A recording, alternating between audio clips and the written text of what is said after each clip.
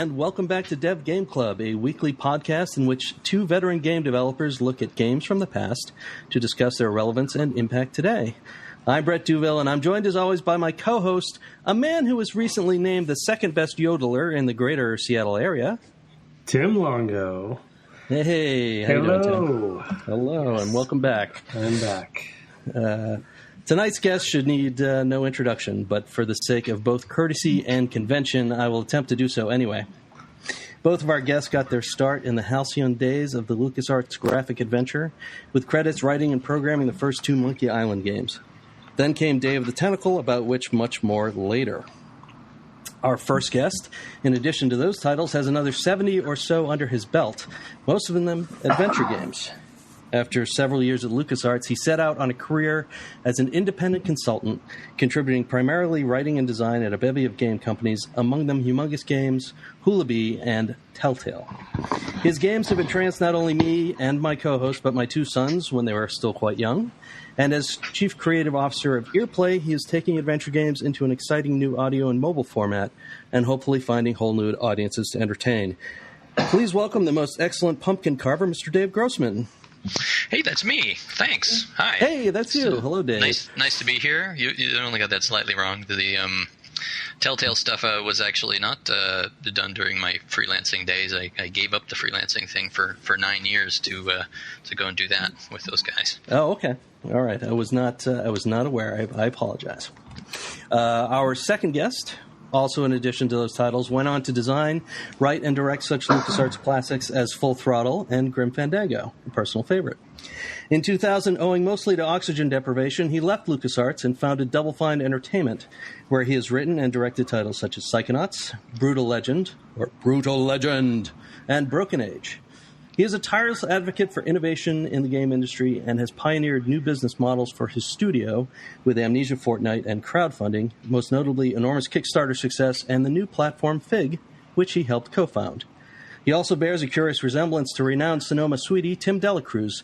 Please also welcome to DevGameClub, Mr. Tim Schafer. Hello, and welcome, Tim Schafer. I don't remember that period of oxygen deprivation, probably because I was deprived of oxygen. That would be my guess. Yeah, I guess are you saying I was drowning? I'm saying that you were up in the high peaks of the world, as I recall. Upstairs? Yes. Happy to be here. Thank you for having us both. That's my deep radio announcer voice. Very nice. Oh, well done. Hello. Very well done. Tim It can hold helps his breath for distinguish 10 you minutes. from your twin. Yeah. Little known fact. You know, did that ever seem strange when you... who came up with 10 minutes? Was that you, Dave? I believe it was, yes. Did you ever think about how long that is? Yes, because... I knew it was long at the time, but 10 minutes is really... What's the world record? I think it's about 10 minutes, probably. Really? Okay, so it's possible. That's crazy. Mm-hmm. Anyway, we're not talking about that game. No, we're not. We're here to talk about Day of the Tentacle, which we've been playing over the last, month or so, and thoroughly enjoying. Both of us had played it before, but it was really fun to revisit, especially in such a beautiful remaster. So thank you for that, because that was great. I personally have not played it, but I don't generally care for that kind of game. But, I'm glad that you played it and enjoyed it. Actually, Dave and I played it together. I don't know if you watched that video, but we huddled around my desk and we played the game together. And it was fun. And we got stuck on all the same puzzles that you guys did. I feel like between the two of us, we remembered at least 80% of them. Or am I forgetting how much we remembered? Is that a lot? Is 80%? Is that good? It's 20 years, so maybe that is good. For me, 80% is that excellent. Seems fine. Yeah, I feel like I remembered the ones must be the ones I wired up, and like you remember the ones you spent all day debugging. Mm-hmm. And there were some that seemed like completely new. Like, what game is this? Oh, this must have been the part that Jonathan did. So, I mean, one of the things that we like to do in the podcast, which you guys may or may not know by this point, and one of the things we talked about in pre-show is it will be a little bit tricky because you guys had, commentary for the remaster for the game. But we like to get into the nuts and bolts, and we're developers. We like to talk about development-y stuff. And so if you guys, I have some primer questions we're going to jump into. Brett has questions, I'm sure, as well. And some of it's anecdotes. We just want to casually, talk about the game, talk about development, and have fun, but get into the nuts and bolts and get into some deep design stuff. And we know as much as you guys are comfortable with, what have you. And if it crosses over with the commentary stuff, that's fine. I'm sure not everyone's will have listened to the commentary, but everybody listened to the commentary. It was sure. So good. Yes, they should. It was 100%. Just to keep it fresh, we're going to go really technical then, Dave. We're going to just talk completely in hexadecimal. Mm-hmm. Ooh, hexadecimal. Right? Okay, I'm game. We want to talk about scripting. Yeah, we want to talk about all that stuff. One of the themes that we talked a lot about in the series for this game, we obviously talked a lot about the puzzles, and I tend to be I like systems design quite a bit, and so I think that way initially. And obviously, this isn't really a systems design kind of game, but one of the things that when it came to the puzzle structure and the world structure of the game that we both, I'll speak for Brett a little bit here, but he can jump in, that we both forgot about not having played it ourselves for so long, since basically I think neither of us had played it since it had come out as well. And the world structure, my memory from Monkey and even from Grimm and from some of the other games is there was a much more of a, I don't know, for lack of a better term, linear feel to at least chunks of previous games before this. But this one, we were both pretty surprised about how kind of open worldly that this game felt, because you could jump around time so much and you could pick up objects in unexpected places and use them in even more unexpected places, in different times and stuff. And I guess starting, and my questions are going to be definitely in random order, but with one of the big themes we talked a lot about was that world structure and that sense of that, at least my memory, and I could be wrong, was pretty different from the other games of the era. How conscious of a decision was that for you guys? Was it organic? I mean, when you guys were pitching the game or kind of creating the game, like what were some of the goals that you had for that kind of structure? I think that actually came from inexperience, if anything else. I think we were usually working with an act structure of some type. Like all those games are kind of divided, and they usually have just kind of beginning, middle, end. It's usually some variant of a 3-act structure or a 4-act structure or something like that. And the thing about DOTT is just that almost all of it is the middle. Like the first act is mostly that 7 minutes of cutscene that you see right at the beginning, and then there's a tiny little interactive part in the middle. And then they get sent through time, and then almost the whole game is them messing around the time, and then there's the tiny little end part. And I suppose you could think of the 3 different time periods that you go to as being 3 different acts because they unlock at different times. Mm-hmm. But they all unlock pretty quickly, and you wind up having them all running in parallel. So it's just this one sort of gigantic miasma of puzzles, and that makes it harder. Because you've got more stuff to think about, and there's a certain kind of tension that develops in your brain when you have too much to think about, and I think that's people get tense playing DOTT. And we go for that. We go for that miasma. We're like, let's make it as miasmic as possible. Right. I do remember, like, non-linearity was always a word that we used. It was like a general, like, that is a good thing, and I think because we had a lot of fun, and people seemed to react really well to the 3 trials in Monkey Island. And we were like, if you look at a lot of games, at least games that I have worked on since then, I'm like, I think I'm going to try and recreate the 3 trials. Like, there's always like 3 non-linear paths right off the bat that you try and do. And we were always trying to make things non-linear, because adventure games can feel really scripted and really like there's only one thing to do, and you're just trying to guess what the designer wants you to do next. And if you can make it non-linear, at least the player feels like they have some sort of agency. Although we didn't use words like agency back then, but they were making some choice. Like, I'm going to work on this section. And then it's like unraveling a knot. You don't just pull it off in one place. You don't just grab one strand and yank it. You like pull this little part and pull this little part, pull it, and that loosens up this other part, and pull it and pull it and pull it. And Day of the Tentacle is just like one big knot. Yeah, for me, it was a lot like working on a crossword puzzle where I'll get stuck in one corner and I'll go work on some other corner. And that'll give my brain kind of time to continue thinking about that corner I'm not looking at. It's sort of like I would find myself diverging and going and looking at a different timeline or or even just different puzzles in the same timeline, and it felt like a warm bath, right? It gave me time to like think about that stuff. Mm-hmm, mm-hmm. Well, so I mean, you just talked about, Tim, about non-linearity being a term you guys ended up using a lot. Were there another theme that Brett and I talked about throughout the series was whether there were rules, if you guys gave yourself kind of world rules or logic rules, and then we kind of had this question that we really wanted to hear from somebody on, if you guys had any anecdotes about or stories. Did you have sort of the equivalent of a writer's room or something when you guys were developing the puzzles where you kind of talked about, oh, okay, here's a rule, we don't want to break that rule because of this, or to your point, Dave, was it kind of you guys were just having fun going through and thinking of cool puzzle ideas, not really thinking about if there was a usability concern or kind of a rule set that you're trying to abide by? Were there any patterns in that area? I'd be curious to see what Dave remembers too, but because, Dave and I and Ron worked together a lot on the first two Monkey games, we talk a lot about like what's working with the puzzles and what's not, and we would do these informal playtest sessions. And there are little things about presentation and stuff that we learned pretty quickly, like don't put 3 lines of dialogue in a row, or people are going to get bored. Any more than that, they get bored. But the other one was, we talked. I mean, Ron had a lot of things that he just believed really strongly about from the beginning, and he wrote this whole article about why adventure games suck and what we can do about it. And that was like right as Dave and I got hired. He was already grumpy about adventure games, and he had a lot of.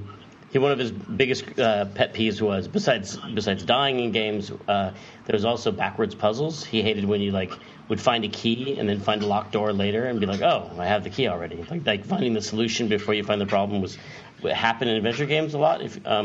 And he didn't like that. So things like that. I'm sure Dave remembers some of those same things. Do you remember more than I do? I'm conscious that there were rules about it because I missed some of the audio here, but I think that you mentioned rules in the question there, and they mostly they came out organically when Ron asked questions about the puzzles, and like an important one I remember getting asked a lot was, how's the player supposed to figure this out? And that has stuck with me as a hallmark of good adventure game versus bad adventure game design. Lots of people will design games that make the designer seem clever somehow, or they are doing it to make themselves feel clever, and they've forgotten that they're in the entertainment business, and they actually the player should be involved in this thing too, and have a way to figure it out. So we always went to kind of great lengths to make sure all the information was in there. We would have these big pizza orgies and test everything, and just like one of the things we were always looking for the most was, are people getting stuck and why? Right. So yeah, that was a segue to one of my other questions, was about, which Tim mentioned a little bit there too, that you did have, and I forgot about pizza orgies as a term until you just mentioned it, because we still use it. yeah, and those were that was a term that was used for playtesting the whole time we were there too. So other than informal playtests, that was kind of at that era. I mean, of course, kind of one of the fun things that Brett and I have been, we've had fun with this podcast, because we're playing games from an old era and a different era when there wasn't as many systems in place, like playtesting and usability, and these things just weren't, it was way more Wild West and kind of cowboy about things, right? So it sounds like you guys did informal playtesting and pizza orgies and stuff, but there really wasn't anything beyond that when it comes to stress testing the logic, or? We had some official ones, like for Monkey 2, I remember we had over in Z Building, we had a group come over and sit there, and we watched a group of strangers, and they were brought in like you would do today with a usability test. And we didn't have the booths, like we were standing right behind them and stuff, but it's not dissimilar to what we do. Like in our studio, we do that now. We watch people play, and we don't have a big usability studio or anything, but we're still just watching them play over and over and over again. So we were doing a lot of that testing. It was wasn't necessarily a formal process of the LucasArts production facility. It was just each of us on our own projects were like, we got to test this thing. Yeah. I mean, especially this one. And I mean, Dave, earlier you mentioned that kind of inexperience being something that you happened into when it comes to the world structure. But it sounds like nonlinear was a goal for you guys. And Tim, you mentioned the monkey puzzle, the trials being an inspiration. Did time travel come out of that too? Like, where was the time travel aspect of it? I'm just interested in kind of that being such a cool, pretty brilliant motif, but also mechanic. Where you're passing these items back and forth between different time, and you can set clues up at different time periods for other time periods, and kind of maddening, I would assume, too. We also did reference, by the way, Ron's article in some of the episodes, and we also found a reference from Noah, who he was talking about.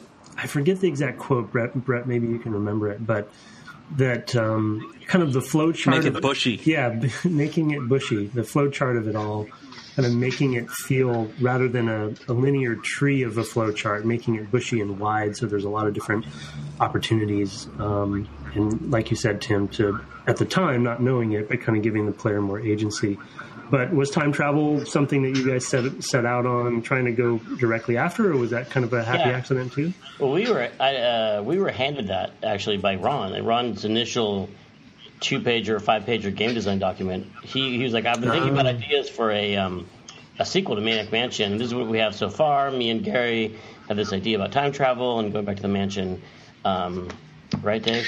I don't even remember there being a document. I just remember him saying, I thought about doing a game about time travel, and that seemed neat.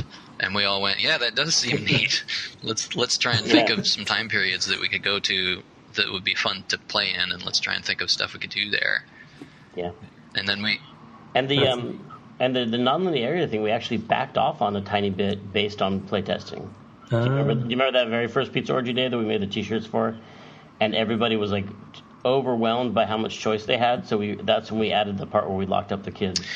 Yeah, that is the thing I was going to talk about. That as part of the question, is that we were very focused on making things non-linear at the time, but what we weren't thinking about is the fact that it's possible to take that too far, and you do get that paralysis of choice. And there's a kind of a sweet spot in the middle, in between the player being lost because they have too much to do, and the player feeling railroaded because you're telling them what to do. And people don't really like either of those extremes very much, but somewhere in the middle there's like, I have enough stuff to think about, and I'm accomplishing some things, and then I've got some new challenges, and bushy, that's the right spot. Yeah. I was kind of wondering. I wanted to pick up on something that Tim kind of offhand threw in there. You mentioned Z building, and I guess at this time were you all down in Kerner and all of that in Central San Rafael? Can you describe that a little bit? Not for Day of the Tentacle, though. That was for Monkey Island 2. Oh, okay. No, we were still there. You're right. We were still in Kerner. I was thinking, yeah, that's right. Go. It was. Yeah, it was after Tentacle that everybody was. I actually left the company before it moved to the new spot after that, the Death Star building. The Death Star building. Yeah. Yeah, we had one glorious year at the ranch while we were making the first Monkey game, and then we were in Kerner, which was fun in its own way. Was that a whole year? I always try to figure out this timeline, because we started both on the same day in September of 80. I seem to remember, it was about a year, and we moved down off the ranch in about October, and we were crunching so hard because Monkey was late, and we just took our machines home, and they moved our office for us, and we turned up to work on Monday morning, and there it was in the new building. The good old days. Kerner, for those who are listening, was also where ILM was. Yeah, and ILM was, not that they're not cool now, but they were really practically cool then. They were still blowing stuff up. There was airplanes going through parking lots on wires, and they were just blasting them to bits and stuff. So it was still really exciting. It was kind of the consolation of being kicked off the beautiful paradise that is Skywalker Ranch. Well, at least we were near all the guys who were blowing up biplanes. Oh, yeah, and remember they shot the last scene to Die Hard 2 out in the back lot there. At night after work, and I am in that scene. I'm in. We all, yeah. Oh we man, both I'm going to check my Blu-ray. We're in that scene like 5 different times. Yeah, copy paste. You need a Blu-ray to see it because we're by 5 pixels high. So one of the things we talked about was when thinking about kind of what the rules might have been for including puzzles or how you designed the puzzles. One of the things we were wondering was whether there were puzzles you rejected and why you rejected them. What that process I've already been talked like. about my beautiful turtle sweater puzzle, so I don't want to talk about it again. But I'm still really sad about that one. I tried to get you. My idea was you got to make the sweater really big. It's tiny. You got to make it big again. So you put it on a baby turtle that lives behind the mansion in colonial times, and then go 200 years in the future. And turtles live a long time. So it's just a gigantic tortoise. It's still a turtle, but it's a gigantic turtle, and it stretched the sweater for you. Wow. No one liked my puzzle, and I'm still bitter about it. It's been many years. This was a DOTT puzzle? I'm okay. Yeah, so you don't even remember it. I think we talked about it in the commentary. You've already forgotten about it again. You've forgotten about it a second time. And I will forget it again. Do you remember any of your puzzles? Did you get any puzzles rejected, Dave? I'm sure. Like, I don't hang on to them. I don't remember what they were. I just remember reasons why we would reject things. Sometimes it was, we don't think the players ever going to be able to figure this out. And I know some of them we would reject just because they were hard to do with the interface. And there was one that you guys talked about in the earlier podcast about the 2 beds with the mattresses, that maybe we should have kicked that one out just for that, because or redesigned it, redesigned it, yeah, because what it turned into is what we would call an interface puzzle, where the hardest thing about the puzzle is how you get the interface to do what you intend it to do. Like, it's easy to figure out, it's just hard to make it happen, and that's never fun. I think that's one of the rules in Ron's article, was like, once the player figures out what they're trying to do, it should happen almost instantly. Like, it shouldn't be, once you know what you're doing, it shouldn't be hard to execute the thing. Not in an adventure game, anyway. I remember a lot of puzzles that didn't make it, and not because we cut them, but just because you're brainstorming and you're like, yeah. And at a certain point, you're like, I'm done. I don't have any more ideas of how to finish that puzzle. You remember, like, there were a lot in Monkey Island about hanging out. Do you remember the ones about hanging out underwater with an air tube? You're like hiding from the cannibals. You'd be in this river, and you'd be underwater with an air tube breathing through it. And there were puzzles about that. We had in that era where we were meeting in Ron's office and playing cutthroat pool on a tiny toy pool table every day. And then we had this. I thought it was fun, but it is kind of, in an adventure game, you're like, well, how would you actually execute that command? How would you say use tube on mouth? No, I mean, how would you use tube on air, water? Right, and then interface comes into the question and kind of messes it all up. Is what you're saying, right? Is it? Yes. Yeah. I mean, that not exactly the same, but I had a similar. And this is more anecdotal. I don't know if there's much to talk about here, but. There was the one, there's the one dialogue puzzle that is Critical Path that you have to talk to the professor, Dr. Guy, to convince him, was it to sign the document? Brett, can you help me remember the one we were talking about? You tell him that you're going to go off and beat Purple Tentacle on your own, and that makes him willing to sign anything. You convince him, right. Yeah, and I think it's maybe the only dialogue tree puzzle in there, or it's one of the few ones, and that was another kind of example of, those sorts of moments, I think, is what caused us to want to ask you guys about rule sets, or if there's anything that kind of bubbled up to the surface for that, because it felt like to me those were breaking rules, because it was playing on my expectations, because I wasn't used to having to worry about dialogue puzzles. And so I kind of happened upon that, that answer. But if I hadn't, I would have been stuck there. But anyway, I mean, that's sort of an interface puzzle as well, but not exactly the same. Is that the only puzzle in the game where you need to pick a right dialogue choice? It's the only one you get a trophy for when you make the right dialogue selection. we actually got stuck on that, didn't we? Those achievements. Didn't Tim, when we played the game together, didn't we get stuck on that very same thing? We were trying to figure out how to. I'm trying to remember if there.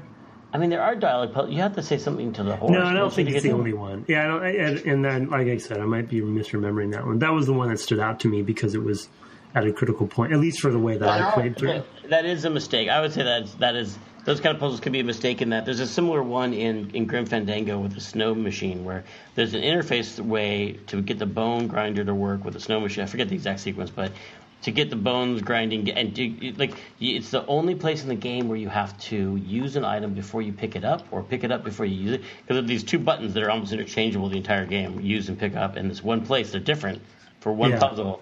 And I would consider that objectively an error to do that in the game, because no one's going to all of a sudden be like, "What if the game worked totally differently for just one puzzle?" Because you've broken an understanding that you have with the player at that point. You've sort of made this tacit agreement, like these are the things you need to think about in this game, and it's going to work like this. And okay, we're all used to it now, and we know what we're doing. And then suddenly you throw something in there, like, oh, well, hold on, you have to do something completely different, and we're not going to warn you about it. That's just kind of mean.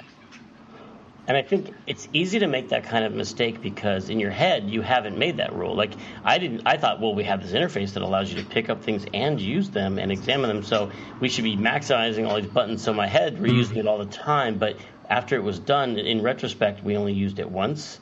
And if we had used it 10 times during the game, it would have been fair, but because I just wasn't aware that I was actually designing by that rule of not using those two buttons differently. So you don't know. For me, I felt like it was an affordance that was there in front of the player the whole time. Like, oh, you're always choosing dialogue. Maybe sometimes it matters what you choose, even though almost all the time you feel like you are just getting a list of sort of funny options to read through. Sometimes it actually matters which one is the actual one you choose. I'm going to say it's fair because it was in the Indiana Jones adventure. Probably, I think the way that got in the game is, I bet, is that we were standing around going, "Gosh, we don't have any dialogue puzzles in this game. We should put some in." And so we put one in. Let's just blame it on Gwen. It probably got in because Gwen did it. I thought of it. We were at lunch, and she didn't ask us. She just stuck it in without asking blame us. Gwen. Sure.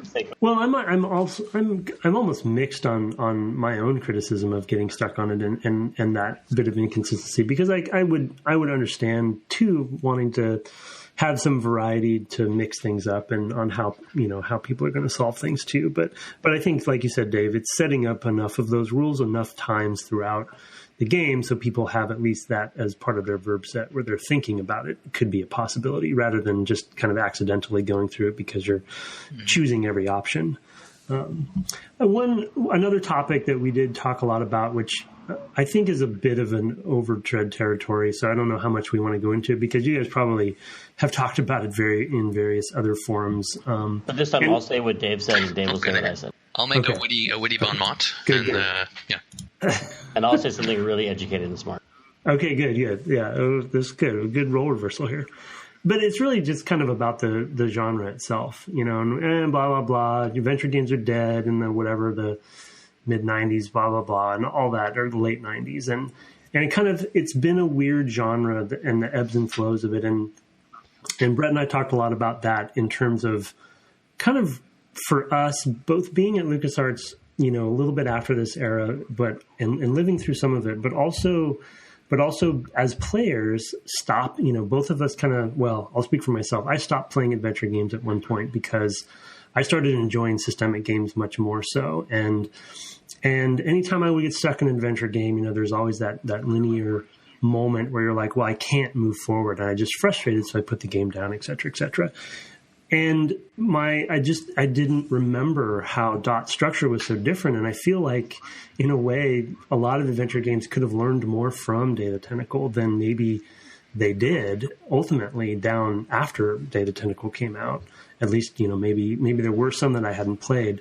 But and then Dave, you working, at Telltale, which is sort of like you could say is on the modern, I don't know, maybe it's overstating it saying cutting edge, but modern cutting edge of adventure games at this point. What's the genre been doing? How have we gotten to this point? Where are we now? What's usability mean for adventure games?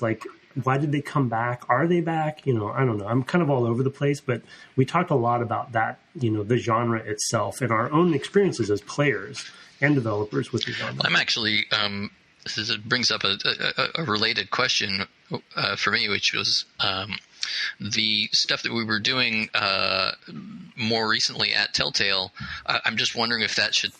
Is that still adventure games? I sort of depending on how you characterize adventure games, maybe it's not. Maybe it's it's story game. It feels like a branch. It feels like a branch of a tree, and not necessarily a progression of what we were doing, but an offshoot of it. And I think it's not necessarily the mandatory that all adventure games have to go down that branch. I think there's other branches, obviously. I think things like Gone Home and stuff is like a totally different branch, and you wouldn't call that necessarily an adventure game, even though there were puzzles and narrative and all that stuff. But it's a different branch, and I don't think there's any one like unilateral development for adventure games for sure. No, for sure. And that's why I specifically mentioned Telltale, because I was hoping we would talk about how that question of whether they are or not. And I'm not actually, I don't want us to get stuck on a single genre, but the cool, I mean, you could say the same thing about RPGs and in really any genre, and then genres merging as well, where all of the genres at this point, especially from the era that Brett and I have been playing a lot of the games, have been branching, right? They've all had offshoots of different types, and they've come back together and merged. And I think it's cool. And I kind of like, for me at least, Day of the Tentacle has kind of reignited some of my old interest in adventure games. And I do want to go kind of back into it and kind of revisit what the modern branches of this genre have been doing. But I'm just kind of interested in you guys kind of working in different branches at this point. How you've seen the genre change, and what you like about the different branches, and why you're working in one branch or the other, or maybe, how Telltale, got to that point, or how Broken Age or something like that got to their points. A while ago, Broken Age, it was more of a let's do this, let's make an adventure game. Like we felt like it was something that people had talked about for a while. It's like, why doesn't this happen? And for us, it was always a business question. We couldn't make it happen for business reasons. And then we had a business idea, like here's a way to do it that would make it work, and it did. During that process, I had a lot of, at first it was nostalgia, but also really thinking about what was special about those games. And there were still things about those games that I didn't feel were really necessarily completely replaced in other games. Like especially the headspace that you're in when you're playing an adventure game, I still feel is unique to adventure games. That pacing of it and the way that it utilizes your knowledge of the world or outside the screen. Like I think in most games you're dealing with the features that are on the screen, and in adventure games you're dealing with your knowledge of how people and objects work. That's not necessarily represented on the screen. So I think those are all these special things. But I mostly, like, my heyday of playing adventure games was actually text adventures, Infocom, Zork, everything from Zork to like Hitchhiker's Guide and all that. Yeah, mine too. Same thing. But every day I know someone so every once in a while someone will send out a text adventure, like, because they're all like a web-based one. Like there was a text adventure of Hamlet, and I was like, that sounds like such a great idea, but there was no way I was going to stop and play that right then. And maybe it's just because I'm an adult now and I don't have a whole summer to play a video game like I did when I was a kid, because I had a lot of time on my hands back then to play through all a bunch of Zorks in a row, and so maybe that was part of it. But it was nice to go back and make an adventure game, but also reminded me of all the hardships of it, like how you're making this handcrafted thing where it's leveraged in the opposite direction of most game development, where if you make a system, you've created hours and hours of entertainment in a way by just combining a few systems that you've made. But if you make an adventure game, you work for hours and hours and hours to create like a few minutes of entertainment for somebody, and half the people are not going to like it because they either have to a third of the people can't solve the puzzle, a third of it solve it right away and think it's too easy, and then a third of them it's really hard to hit that sweet spot where people feel like that was exactly the right amount of difficulty. So I'm not just complaining, but there's challenges to making adventure games, and there's things that make it from a strict business standpoint, they're not always your best bet. You really have to love them. Yeah. Well, I was gonna say, at LucasArts anyway, it felt like the prequels kind of killed the adventure game, because there was a period there when Tim and I were working there that was all we were working on, and it was episode 1 this and episode 1 that. And I mean, there were several of those titles in the works, and they were growing the studio for those reasons. That's a whole different conversation. But Star Wars in general made a lot of things go away at Lucas. Yeah, But well, and at Sierra it was business concerns as well. I think I don't want to kind of go off into that area. It was different reasons at Sierra. They died for entirely different reasons. And just to be fair to them, like if you had $1 million and I was like, I want you to give it to me, this original IP adventure game, or you could put it in the Star Wars game over here. Like, what would you invest your kid's college fund into? Yeah, probably put it into a Star Wars game. So I'm not saying that was evil, but that definitely those two events were related. Yeah. The business realities. I mean, your point, Tim, about the headspace, I think is putting it better what I was trying to say earlier. Just I had forgotten about that, the sense that different headspace that you put yourself in, and as a player, and I really enjoyed as much as I sent curse words at Brett through text message throughout playing DOTT. When I was getting stuck on stuff, like I love this fucking game, like that. Yeah, exactly. That was exactly what I was saying. But I did enjoy having, as a player, having my headspace, my head in a different space than I usually am, because I play so many other systemic games, and it was just refreshing, and it is nice, and I totally agree with you that there other genres can't achieve that, and I'm glad that the genre has branched, and and I played Telltale Games as well, for different reasons. And those are perhaps even less economically efficient in many ways, because they're moving even faster. You're going through the content that you've made even quicker than in a traditional game. And that was actually you mentioned, I think, pacing, Tim, a little bit ago, and that was the problem that we were trying to solve with those. Was we were making these adventure games, and we were looking at them as pieces of entertainment and thinking of them in dramatic terms, and the pacing was just sinking so often. It was just, the game would just stop and wait for you, and players would kind of diddle around, and it was like, well, now there's nothing happening. Isn't it our responsibility as developers to make sure that there is always something interesting happening for the player? And finally we said, well, what if the game didn't wait for you? What if we just, if doing nothing was an additional option, and it was more realistic, and things just kind of kept rolling, and you had to keep up or get in trouble. And that's how those games came to be. And the stuff I'm doing now with your play is pretty much the same thing. It doesn't wait. Excuse me, for you.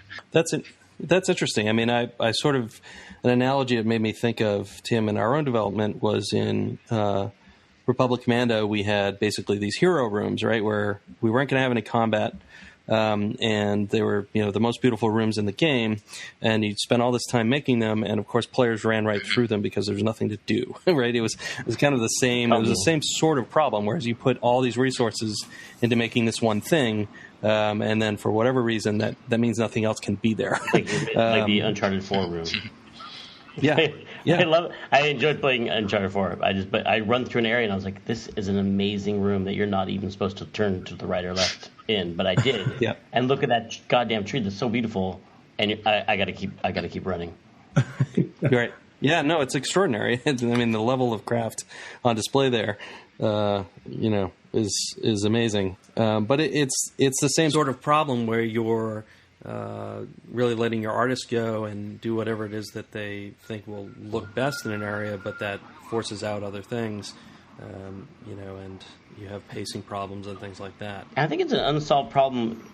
Everyone's trying to experiment with it, but the idea of how to make something that's narratively satisfying and also procedural in some way, because like Dave was saying, that Telltale way is really expensive, and making all those options just gives me a headache. That's one reason we've never done it. It's like, oh God, I don't want to think about all the branching, and part of the illusion of maybe is creating the idea there's even more branching than there is. But I think it's I think of it as like, sometimes I question whether it's possible to make anything procedurally generated be narratively satisfying in that.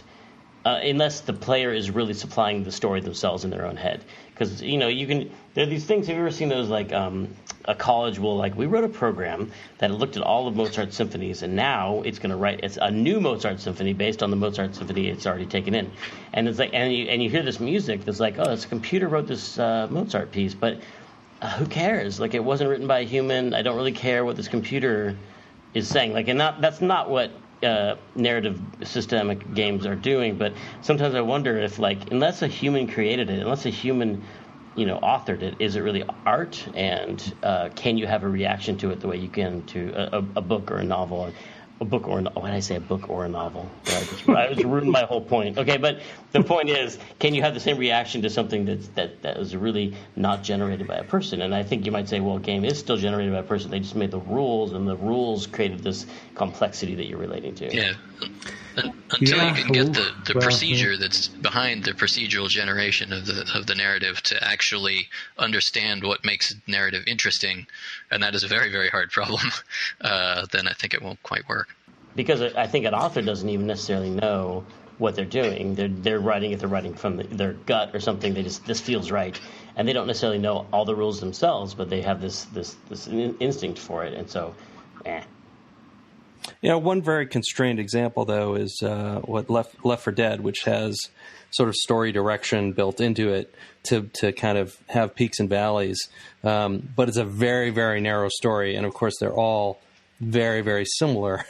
It kind of works. Like I think it's an interesting direction. I'd like to see more of it. It basically manages just levels of tension and is really helped along by a database solution of interesting voice lines. Oh yeah, I mean this is a deep topic here. It's awesome that it came up, but I mean we talk a lot about this. I think we all have probably on multiple projects, but the difference between narrative and storytelling. Anyway, I mean systemic games have stories that you tell about them. When after you've played a session, I think Left 4 Dead is an excellent example of that, but. I personally wouldn't call that narrative per se. It's, you know what I mean? It's story. There's stories coming from it, but it wasn't crafted as Tim was saying. And that is a holy grail. Chris Crawford, Clint Hawking, like all these guys have been trying to crack the nut and thinking about this problem of procedural narrative. But yeah, it's an interesting one. And I, again, kind of going back to DOTT, I just was so happily, and it's interesting just kind of coming full circle to Dave's point about like kind of accidentally coming into with sort of inexperience, this nonlinear almost open world adventure game structure. I was just happily surprised at and not remembering it about how flexible and interesting that it was, albeit maybe difficult to play at times and make. But I just think there's a lot to learn there from the having some craftsmanship of the narrative, but still having that nonlinearity kind of peppered in there and sprinkled in there. It was ahead of its time. And I'm kind of, have you guys seen any other games using adventure-y kind of games using this structure that we haven't really brought up? Well, how would you describe the structure? Just that because it's not completely nonlinear. The game, they're these webs. It's not, but there are a lot fewer sort of bubbles of puzzles. Like the act structure, like you said, is very broad. It's not. There's more percentage of nonlinear. I didn't necessarily mean completely nonlinear, but it was just way more open then. I think there are a lot more puzzles that are not in long chains, but they're kind of spread out. Well, the other interesting thing that you guys may or may not have picked up in, it sounds like Dave listened to a little bit of the last episode before this one.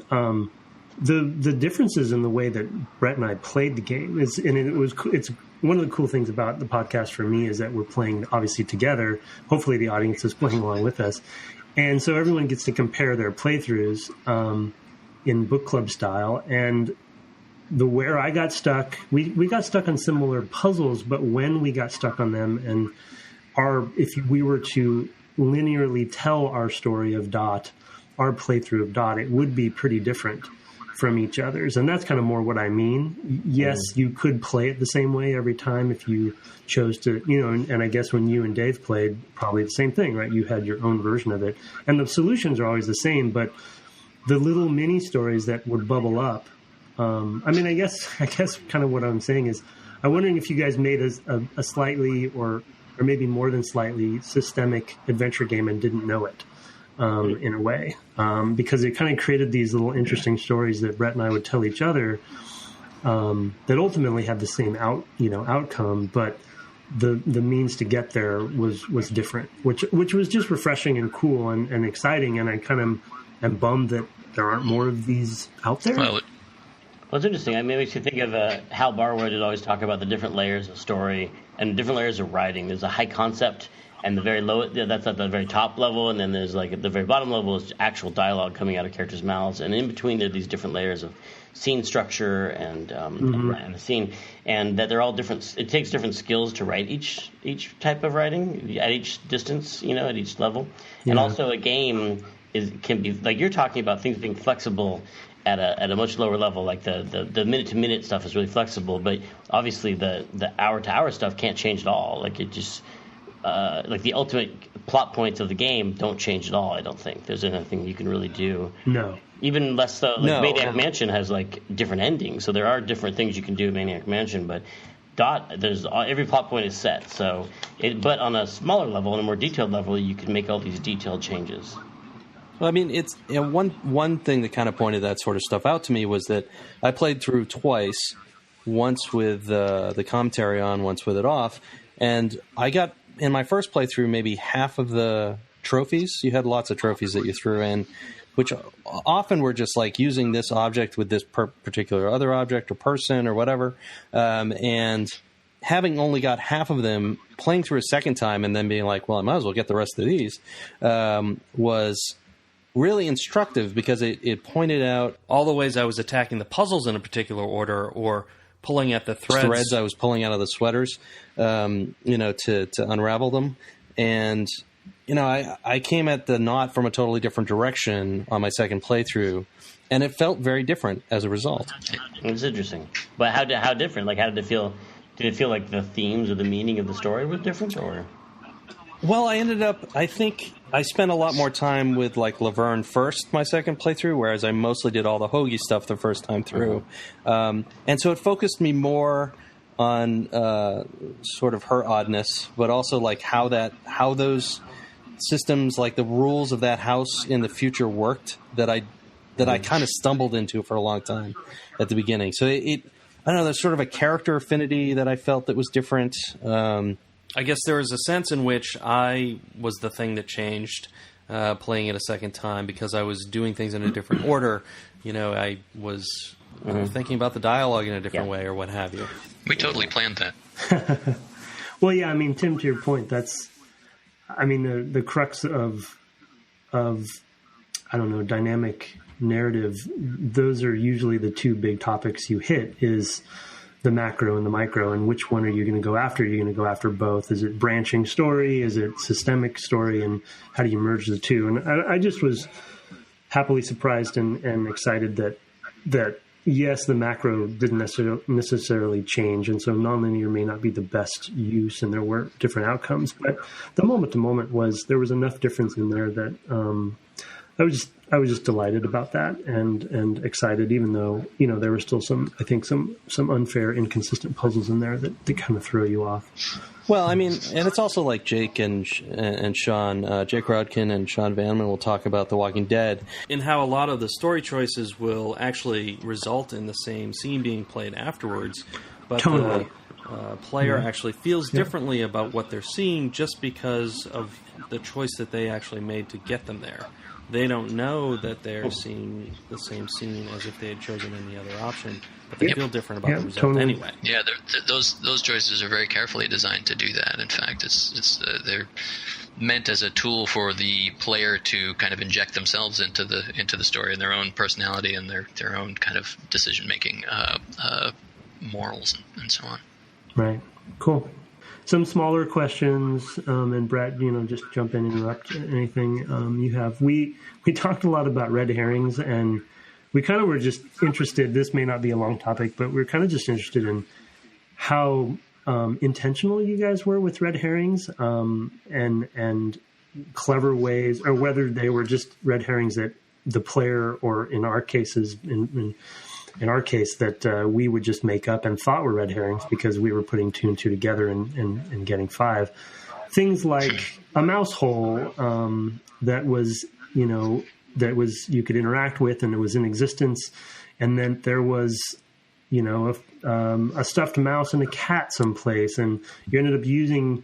There's obviously one of the tenets of a lot of the LucasArts games. Yeah, there's gold in multiple places. Gold pen, gold teeth, and Did you guys think about those ahead of time, or were they just kind of happy accidents?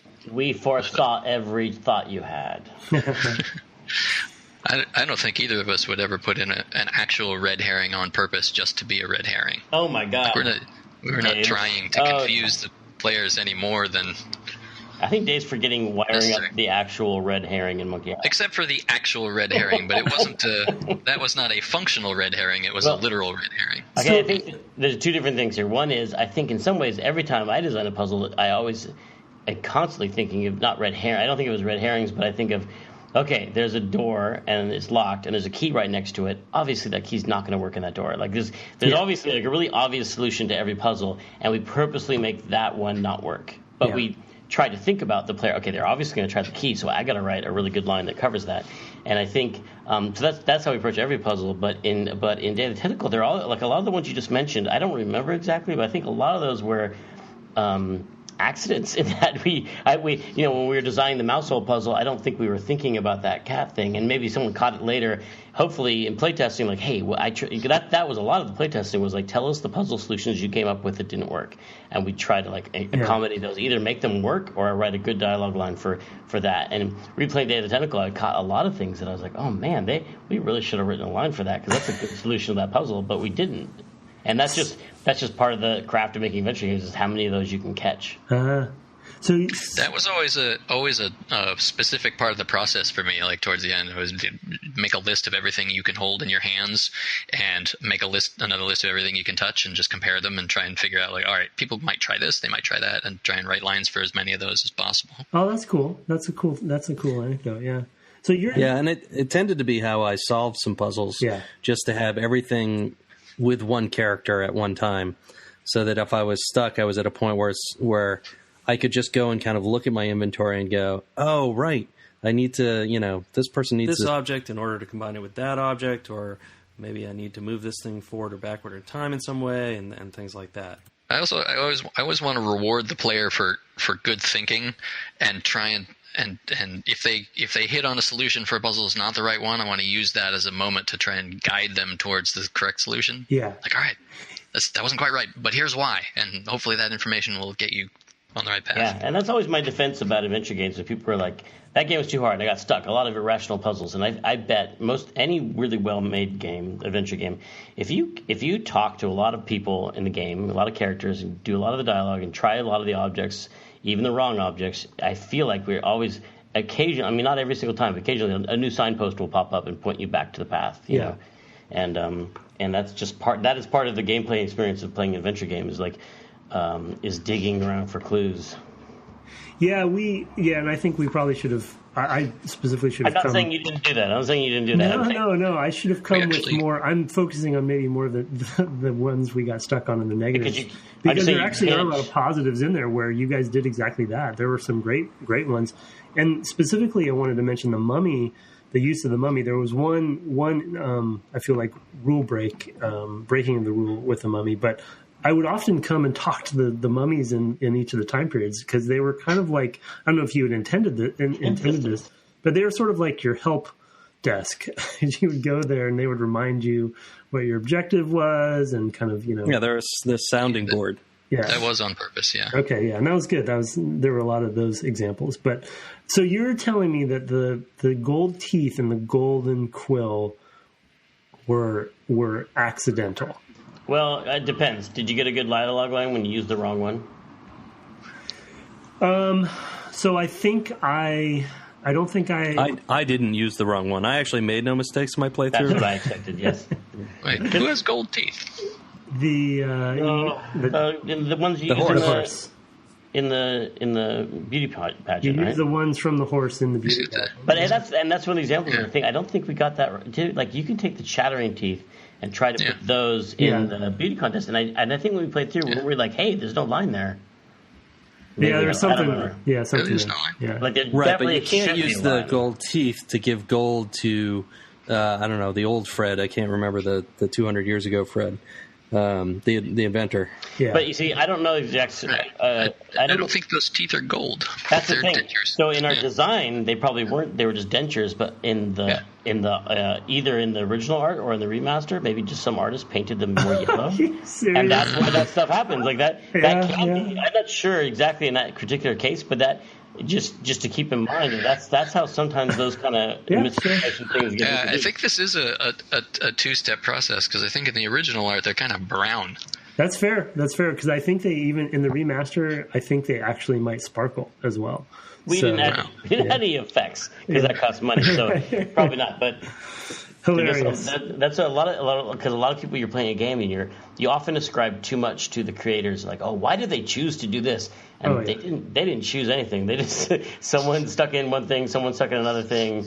Someone is a lot more of it is accidental than people realize. Yeah, totally. And that's what I think that was a lot of our assumptions. But that's why I wanted to have you guys on is just to kind of pick your brains on that, because it was, how big was the team? I don't remember. I didn't.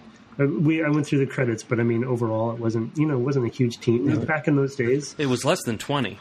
Everyone did everything. Yeah, three animators. We had scumlets on it, like 3 scumlets at one point.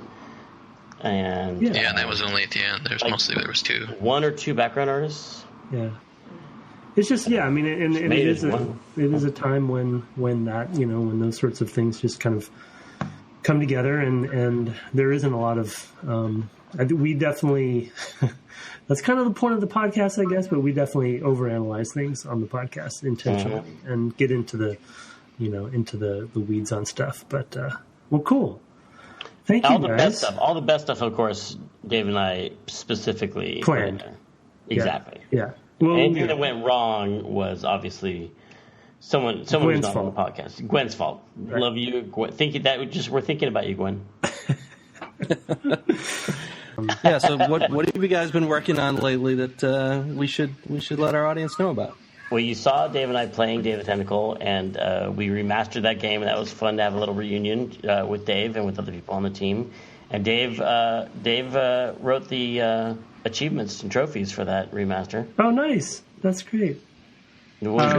Shout out to Larry Ahern as well, friend of mine who we tried to get on as well, but the timing didn't work out. Larry and Peter Chan both helped us with the art, trying to make it look as good as it could, and also Peter McConnell and Clint and the late great Jory Prum helped us get all the old audio remastered and restored. Nice. So that was a great experience. And is it awkward for me to mention that it's on iOS today? Yeah, not at all. Now you can play it on your iPad. It is not. In fact, this very device you're likely listening to this podcast on is probably a device on which you can play this game. So literally today. Literally, like right now, today. We're recording on Monday, so yeah. Nice. Awesome. Thanks for letting me say that. Yes, absolutely. And how about you, Dave? What are you up to? I actually played some of. I think it's called Codename Cygnus, although I haven't played the whole thing. Dave, Dave has lost audio again. Some audio. Check. Hello. Gotcha. There you are. Here I am. Yeah. You guys all crackled and faded out for a minute there. Sorry. I was saying that I had played a little bit of Codename Cygnus. Can you tell us a little bit about that and what else is going on at Earplay? Sure. Earplay is a venture to make story games that are audio only, and you play them by talking to them. So you get them on your phone, and you stick it in your pocket, and you go wash the dishes or something, put some headphones on. And it's kind of like a Telltale game, and it moves along, and there's a story happening with actors and sound design and stuff like that, and it keeps asking you questions about what you want to do, and you're the main character in the story. So it's kind of a thing you would do at the time of day when you might normally listen to an audiobook or a podcast or something. So you can play games at those times. And Codename Cygnus. So when you're done listening to this podcast, the next thing you should do go and get Codename Cygnus and play that. Codename Cygnus was the sort of initial play it in your project for that venture, and I didn't get involved with that until the very, very last episode. So you have to play it all the way to the end to find my thing, which is the holiday episode. It's all the spies at a holiday party together. It's pretty fun. Can you guys still hear me? Yeah. Yes, we can still hear you. I know. Okay. So get a little bit. We're breaking up. I see a little note. Are these games safe to play when you're driving, Dave? I wouldn't do it unless I was a passenger in the car. It's you theoretically could, but all of the rules of distracted driving apply to them. If you're thinking about what you want to do next in the game, when you should be thinking about what's in front of you on the road, that's probably not the best idea. I think it's a good, interesting lesson because there's nothing visually distracting you, and there's nothing really stopping you from looking at the road. But still, you get so wrapped up in the story that you could just drive off a cliff, or at least miss a red light. Don't rely on your self-driving car either. We have learned this lesson.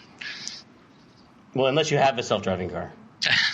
You mean don't rely on one unless you actually have one? Yes. What do you mean you've learned this lesson? Did you guys try? I don't know. It was in the news recently that somebody was killed by over relying on his self-driving car. So don't want to do that. Wow, what a down ending to this podcast. You can bring it up again by telling a funny Pokemon story. So look for more stuff from your play to come. That was only our first little gig. We're going to do some more things, and also we've been working on a Futurama game on the side, which is out now. It's a little free to play. It's kind of a little puzzly match 4 game, but it has a story that goes on. Awesome. Yeah, terrific. Awesome. Good talking to you guys. Yeah. Thank you both so much for doing this. Thanks, guys. Cheers. Bye.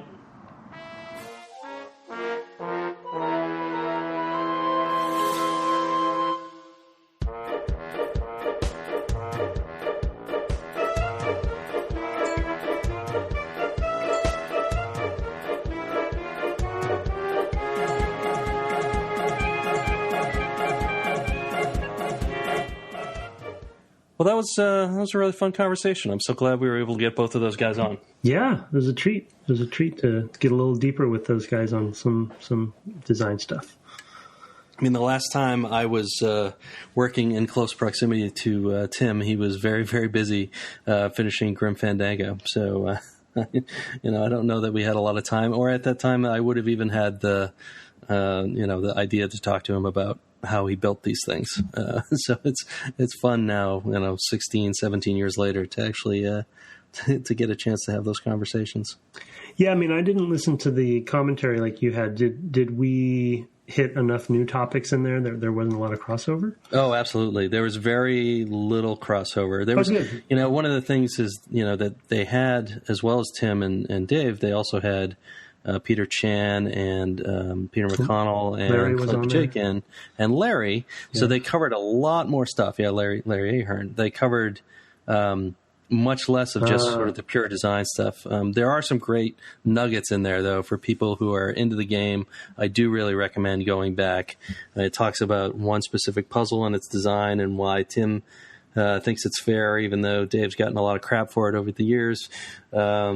There's some terrific stuff about the inception of the game and how there were originally supposed to be 5 characters, and there's that too. Yeah, some pretty cool stuff. So I do think it's worth listening to.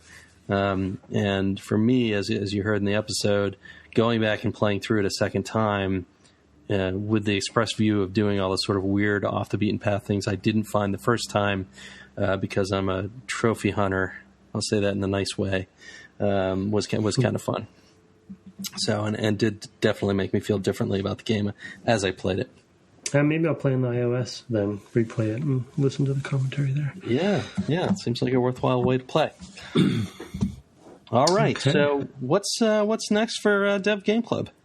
So yes, true to form, we are going to switch our genres up as much as possible, and so Brett and I talked about going old school RTS, back to the beginning, really kind of one of the early big games that Blizzard did with Warcraft 1. So their first big RTS. Of course, they had done a few other things before that, different genres like rock and roll racing and those sorts of things. But this was really kind of their first biggie.